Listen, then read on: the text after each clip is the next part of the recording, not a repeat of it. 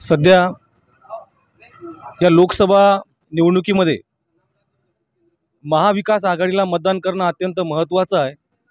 कारण या मोदी सरकारच्या शासनकाळामध्ये बेरोजगारी वाढलेली आहे, महागाई वाढलेली आहे आणि त्याचप्रमाणे धार्मिक तणाव पण या ठिकाणी वाढलेला आहे।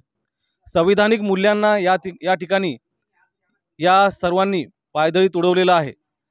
मला या ठिकाणी सर्व जनतेला एवढंच विनंती करायची आहे की आज आपल्याला या ठिकाणी संविधान वाचवायचे। भारतरत्न डॉक्टर बाबासाहेब आंबेडकरांनी जे संविधानिक मूल्य या ठिकाणी रुजवलेले आहेत त्यांना वाचवण्यासाठी, त्याच पद्धतीने राहुल गांधी यांचे हात बळकट करण्यासाठी, कारण त्यांनी भारत जोडोच्या यात्रेच्या माध्यमातून पूर्ण देशांमध्ये हे वाढत चाललेला धार्मिक तणाव कमी करण्याचं महत्त्वपूर्ण पाऊल उचललेलं आहे।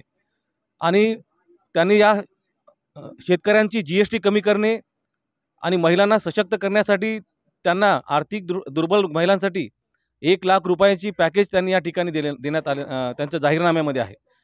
आणि बेरोजगार युवकांसाठी पण त्यांनी या ठिकाणी आर्थिक तरतूद करण्यात आलेली आहे।